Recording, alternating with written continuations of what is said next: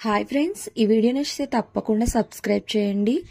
ఇక కౌశికి లాయర్ గారు రావడంతో అంటూ ఉంటుంది, మా నాన్నగారి వీరునామా ప్రకారం మొదటి వారసుడికి నా ఆస్తిలో సగ భాగాన్ని రాసిచ్చేస్తాను, అలా డాక్యుమెంట్స్ ప్రిపేర్ చేసుకుని తీసుకురండి అని చెప్పి కౌశికి అయితే లోపలికి వెళ్తూ ఉంటుంది.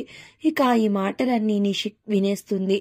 వినేసి వెళ్ళి వైజయంతికి చెప్తుంది. ఇక వైజయంతి వెంటనే వచ్చి, ఏంటమ్మి నువ్వు, వీడు అసలు ఈ వజ్రబాటి కుటుంబం వారసుడో కాదో అనేది తెలియకుండానే నువ్వు ఆస్తులు అవి రాసిస్తానంటే కుదరదమ్మి. ఇలా ఆస్తులు అవి దక్కాల్సింది ఏదైనా ఉంది అంటే అది నా బిడ్డ యువరాజ్కే దక్కాలి అని అంటూ ఉంటుంది. ఇక అలా అనేసరికి కౌశికి అలా చూస్తూ ఉంటుంది. ఇలా మధ్యలో వచ్చిన నడమంత్రపు సిరికి నువ్వు ఆస్తులు అందిస్తాను, కిరీటాలు పెట్టి కూర్చోబెడతాను అంటే ఊరుకునేది లేదు అమ్మి.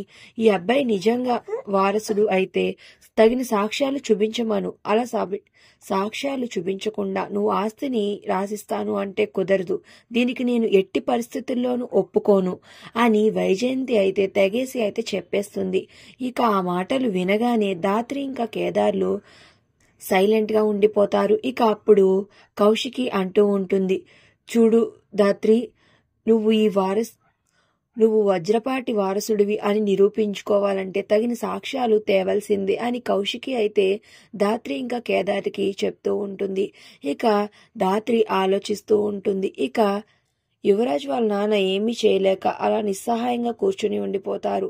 అప్పుడే మనకి ఆదిత్యపురంలో ఉన్న మహల్, ఆ మహల్లోని ఉన్న కేదార్ వాళ్ళ అమ్మ సుహాసిని ఫోటోని చూపిస్తూ ఉంటారు. మరి నెక్స్ట్ ఏం జరిగిందో తెలియాలి అంటే ప్లీజ్ సబ్స్క్రైబ్.